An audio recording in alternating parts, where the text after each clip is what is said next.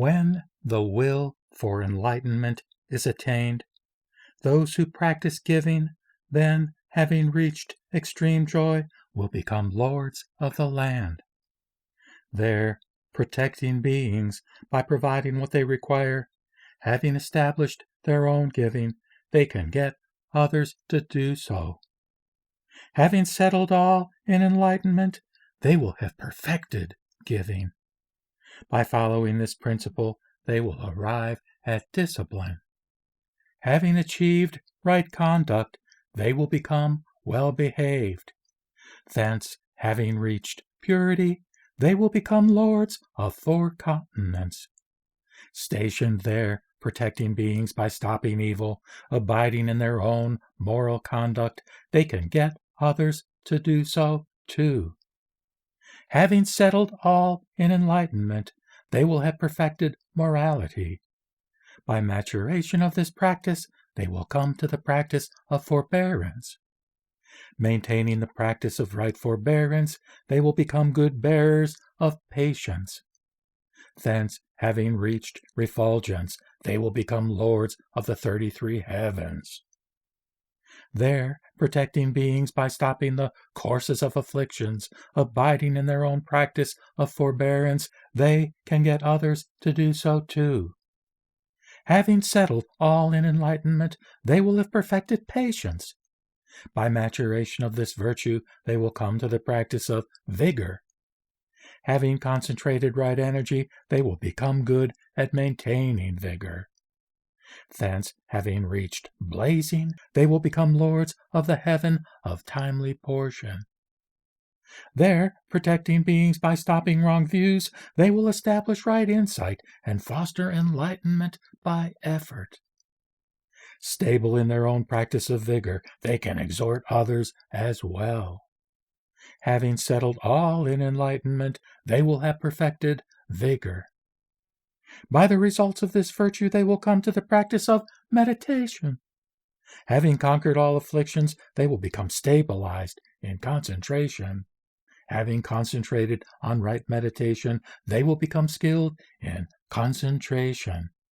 Thence, having reached the difficult to conquer, they will become lords of the heaven of the satisfied. There, protecting beings by stopping wrong paths, having established right teaching and fostered enlightenment by effort. Abiding in their own practice of meditation, they can urge others to do so too. Having established all in enlightenment, they will have perfected meditation. By the results of this virtue, they will come to the practice of wisdom. Having conquered all demons, they will possess wisdom, higher knowledge, and spiritual power. Having accomplished true wisdom, they will become skilled in mystic knowledge. Having thence attained presence, they will become lords of the heaven of pleasant emanations. There, protecting beings by stopping conceit, having settled them in emptiness and fostered enlightenment diligently. Abiding in their own practice of wisdom, they can induce others to do so too. Having settled all in enlightenment, they will have perfected wisdom. By the results of this virtue, they will practice right means. Having conquered all views, they will be skilled in right teaching. By the exercise of right means, they will lead beings into enlightenment. Thence, having reached far going, they will become lords of the heaven of control, there protecting beings by awakening realization, enlightening them after having set them in the way of enlightening beings. Abiding in their own skill and means, they will also exhort others. Having settled all in enlightenment, they will have perfected means. By the powers of this virtue they will come to good vows.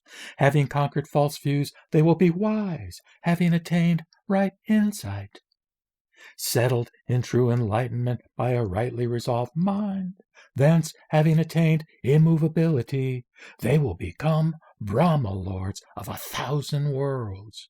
There, protecting beings by teaching the 3 vehicles, enlightening them by establishing them in comprehension of the world. Abiding in their own vows, they can also induce others. Having settled all in enlightenment, they will have perfected commitment. By the power of this virtue, they will come to the practice of power, certain of perfect enlightenment once all views are conquered. By the combined exertion of right power, they will overcome all those in error. Thence, having attained good mind, they will become great Brahmas, powerful. There they will protect beings by teaching the Buddha vehicle, enlightening them by establishing them in the knowledge of beings' minds. Steadfast in their own power, they can also induce others. Having settled all in enlightenment, they will have perfected power. By the results of this virtue, they will come to the practice of knowledge. Enlightening beings, minds of virtue, having conquered the 4 demons. Having attained right knowledge, they will be skilled in true teaching. Having thence reached cloud of teaching, they will become great lords, adept. There they will protect beings by enlightening them in all ways, enlightening them by establishing them in highest omniscience. Stable in their own knowledge, they will also guide others. When they have settled all in enlightenment, they will have perfected knowledge. By the powers of this virtue, they will be victors, lords of the 10 powers, imbued with all virtues, omniscient in the course of nature. Having contemplated this, the noble should practice with concentrated minds to attain the state of perfect enlightenment, having fulfilled the 10 ways of transcendence. Thus, having attained enlightenment and liberation, and conquered the 4 demons, having settled all in enlightenment, you will attain perfect peace.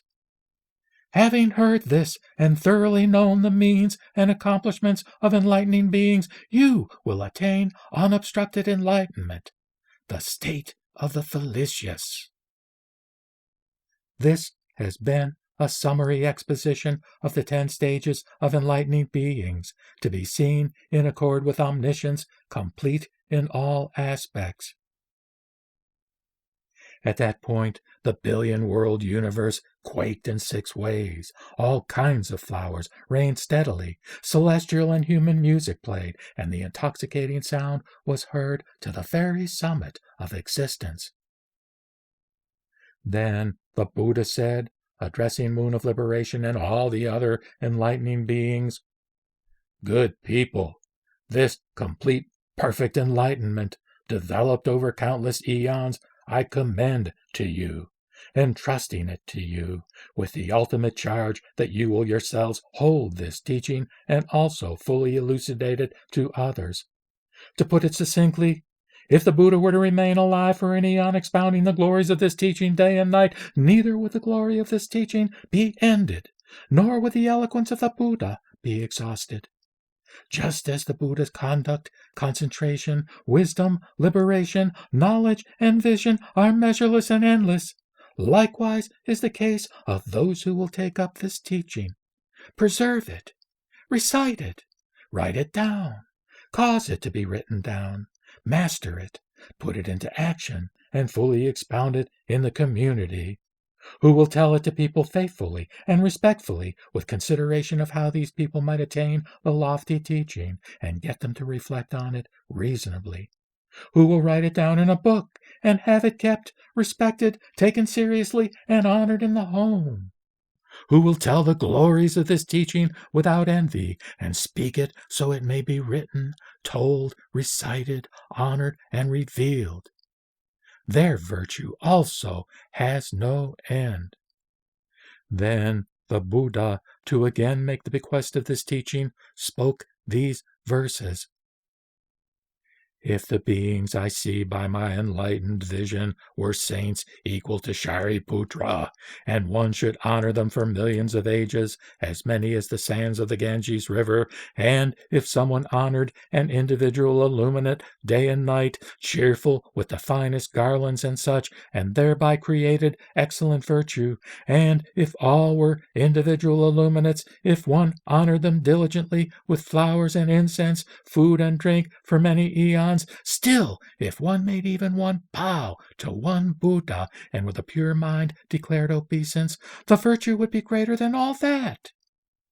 If all beings were to become Buddhas, and someone would honor them as mentioned before, with celestial and human flowers of many kinds for many eons, one who, at the time of the extinction of the true teaching, having relinquished body and life, would give this scripture day and night, would be superior in virtue.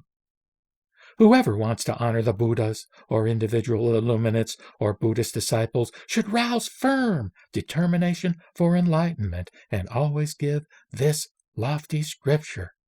For this is the king of all good messages. It has emerged from all the Buddhas. The Buddha is in the house where this scripture jewel is placed. Who passes on even one line from this scripture will attain pure and endless light. One who gives this scripture to others will not be deprived of a syllable, of a meaning. Supreme is that one among guides of humanity. No being can be found like this one. Having heard and accomplished this teaching, one will be inexhaustible as the ocean. When the Buddha said this, Moon of Liberation and all the enlightening beings, the celestials, the disciples, and other people, and the whole assembly were all transported with joy.